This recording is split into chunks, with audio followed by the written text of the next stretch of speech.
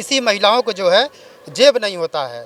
तो जो बाबा साहब डॉक्टर अम्बेडकर ने हिंदू कोड बिल से उनको पर्स रखने का अधिकार उन लोगों को कि बसपा अरे अब यहाँ से पीछे हो रही है तो क्या आगे नहीं निकलेगी? ये जनता आपको दिख रही है ना, इसका सपोर्ट है। अरे गुंडा राज खत्म कर रही है। कहाँ कर रही है, हमको तो नहीं दिख रहा। खाता तक नहीं खुला था। कई बार तो ऐसा हुआ कि 1-2 सीट मिलके ही रह गई। मैडम ये तो राजनीति है, कभी कभी बीजेपी भी तो नहीं खुलती थी। आज भी जाति पाति को लेकर जो भी मुद्दा उठते हैं स्कूलों में और हर एक चीज़ों में देखने को मिलता है, तो उसमें कोरोना से और बीजेपी का क्या लेना? बिल्कुल पे लेना देना है। क्या करती है बीजेपी? बढ़ाती है कोरोना। यस, ऐसा है बहन जी, सब कर रहे हैं, वो सब बड़े आदमी को कर रहे हैं। बड़े आदमी ने गोंच लिया, जिसके कुछ नहीं उसका। उज्ज्वला योजना तो बड़े आदमियों के लिए नहीं थी ना, वो तो सभी के लिए थी। वो सब गली में रह जाता है। आवास योजना, हाँ, हमका कोई आवास नहीं। संविधान निर्माता डॉक्टर भीमराव अंबेडकर की जयंती आज है। आज सुबह ही बसपा सुप्रीमो मायावती ने उनको पुष्प अर्पित किए हैं और साथ ही मुख्यमंत्री योगी आदित्यनाथ ने उनकी प्रतिमा का अनावरण किया है। हम आ चुके हैं लखनऊ के अंबेडकर पार्क में, जानेंगे कि आखिर यहाँ का माहौल क्या है, लोग किस तरह से आज डॉक्टर भीमराव अंबेडकर की जयंती मना रहे हैं। हमारे साथ कुछ लोग भी मौजूद है, आइए बात कर लेते हैं। क्या नाम है आपका? मेरा प्रमोद कुमार नाम है। किस तरह से मना रहे हैं आज भीमराव की जयंती? बाबा साहब भीमराव अम्बेडकर जयंती की बहुत होश उल्लास में जो मना रहे हैं, बहुत जोश उल्लास में मना रहे हैं। और बाबा साहब दुनिया के एक महत्वपूर्ण इतने बड़े नेता है जो इनके पास डिग्रियां किसी राजनेता के पास नहीं है। इन्होंने दलित पिछड़े समाज के लिए बहुत अच्छा काम किया है और इतना अच्छा काम किया जो कि आज समाज जो है सर उठा के चल रहा है। तो मैं चाहूँगा कि बाबा साहब की हमेशा आने वाली जो जयंती है तो बहुत अच्छी तरह से इससे 4 गुना और बढ़ के बनाया जाए।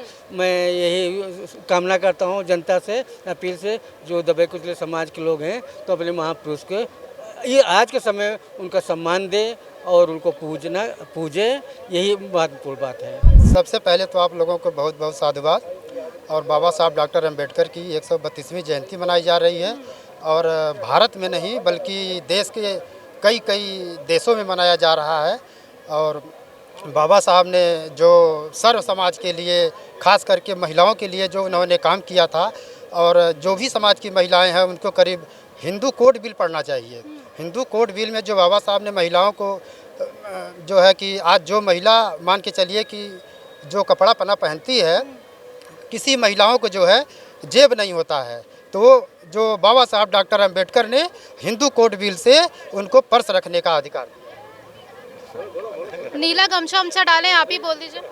अरे बदला बोलिए, कैसे मना रहे हैं आज जयंती? सर्वप्रथम मैं बोधिसत्व बाबा साहब डॉक्टर भीमराव अंबेडकर जी को उनके जन्मदिन पर कोटि कोटि नमन करता हूं। और अन्य महापुरुषों जो हमारे समाज में पैदा हुए हैं, दलित पिछड़े और जो धर्मगुरु हैं, सबको आज मैं सत नमन करता हूं। आज जो बोधिसत्व बाबा साहब की जयंती है, मैं ये कह समाज सुधारक की नहीं, एक राजनेता पूरे विश्व के लिए जो उन्होंने काम किया और ऐसा कोई राजनेता कर नहीं सकता। और जो हमारे समाज दलित पिछड़े यानी अल्पसंख्यक सभी भारतीयों को उन्होंने संविधान बनाकर सबको बराबर का अधिकार दे करके बाबा साहब ने जो अलौकिक काम किया है वो सदियों के लिए अमर रहेगा। भीमराव अंबेडकर जी के बारे में? भीमराव अंबेडकर जी के बारे में जितना भी बोला जाए कम है। वो ज्ञान के सागर थे। मुझे लगता है आज भी अगर स्टैटिस्टिक्स पे ना जाएं तो शायद सबसे ज़्यादा डिग्री होल्डर है वो। और उन्होंने तीनों धर्मों का, खास करके क्रिश्चियनिटी, हिंदू, इस्लाम, सभी को बहुत गहन अध्ययन किया था। जब आज़ादी के समय उनको ऑफ़र किया गया था अगर आप हिंदू धर्म छोड़ना चाहें तो कौन सा धर्म अपनाना चाहेंगे, तो मुस्लिम ने उनके पास आए थे। और हिंदू के भी सभा गुरु के जो अध्यक्ष थे वो भी उनके पास पहुंचे थे कि आप हिंदू मत छोड़िए। उसका सबसे बड़ा कारण था कि अगर वो हिंदुत्व को छोड़ते तो उनकी, चूँकि उनके लोगों की आज भी संख्या ज़्यादा है, तो शायद हिंदू अपने ही देश में कम हो जाते। क्या नाम है आपका? विनोद कुमार चौधरी। किस तरह से मना रहे हैं आज भीमराव? पूरा जोश उत्साह से बाबा साहब की आज जयंती है। पूरा भीड़ जिस हिसाब से दिख रही है उस हिसाब से क्या लगता है कि निकाय चुनाव में इसका कुछ असर देखने को मिलेगा बसपा को? क्यों नहीं मैम, लगेगा, मिलेगा। पूरा सब लोग समाज अपना बहन जी के साथ जी, पूरा सहयोग रहेगा। पूरा सहयोग बहन जी के साथ। आप लोग, हम लोग आपके साथ हैं, बहन जी के साथ हैं। बहन जी के साथ जी। बीते चुनावों में जो असर देखने को मिला था कि खाता तक नहीं खुला था, कई बार तो ऐसा हुआ कि 1-2 सीट मिलके ही रह गई। मैडम ये तो राजनीति है, कभी कभी बीजेपी भी तो नहीं खुलती थी। अच्छा, आज अगर बहन जी थोड़ा नीचे तो उठेंगे नहीं क्या? ऐसा तो है नहीं, उठने की उम्मीदें हैं। क्यों नहीं पूरी हम लोग उठने का समय आता है। थोड़ा सा साइड हो जाइए। क्या कहना चाहेंगे को बसपा को? हमारा यहाँ तो मिशन, हम लोग आए हैं यहाँ अपना जो है जन्मदिवसों पर जो है अपना घूमने टहलने, बाबा साहब के जयकारे लगाने। किसी व्यक्तिगत पार्टी पे हमारा कुछ नहीं कहना है। क्या नाम है आपका? मेरा नाम पूजा चौधरी है। क्या कहना चाहेंगी जो बसपा इतने दिनों से काफ़ी पीछे चल रही है, बीते चुनावों में वो जो है 1-2 सीट लाके ही रह गई है, क्या लगता है निकाय चुनाव में इसका कुछ असर देखने को मिलेगा? इतनी भीड़ जो आई हुई है, इकट्ठा हुई है। बिल्कुल मिलेगा, क्योंकि बसपा हमारी जो इतना आविष्कार किया है, जो हमारी बसपा ने ही तो किया है। जो आज की सरकार है उन्होंने क्या किया? आज भी जाति पाति को लेकर जो भी मुद्दा उठते हैं स्कूलों में और हर एक चीज़ों में देखने को मिलता है। हालांकि वहाँ पे टीवी पे और मीडिया पे बता दिया कि हम नहीं करते हैं, लेकिन आज भी जात पात का बोध देखने को मिल रहा है। क्योंकि ये लगता है उन लोगों को कि बसपा अरे अब यहाँ से पीछे हो रही है तो आगे नहीं निकलेगी। ये जनता आपको दिख रही है ना, इसका सपोर्ट है। आप कह रही हैं कि इस सरकार ने कुछ नहीं किया, उसने तो जो है माफिया राज खत्म कर दिया। कल असद पर जो है एनकाउंटर करा दिया। कहाँ करा दिया? इसको असद का एनकाउंटर कराया भाई, जो भी कराया हो, लेकिन अभी इतना आविष्कार उन्होंने नहीं किया। उन्होंने ये बताइए, अरे गुंडा राज खत्म कर रही है। कहाँ कर रही है? हमको तो नहीं दिख रहा स्कूलों में। और अभी देखिए इलेक्शन आ रहा है, अभी कोरोना फिर भारी होगा, तो उसमें कोरोना से और बीजेपी का क्या लेना? बिल्कुल लेना देना है। क्या करती है बीजेपी? बढ़ाती है कोरोना। यस, अगर बुखार आया कोरोना हो गया भैया। जबरदस्ती का कोरोना। यस।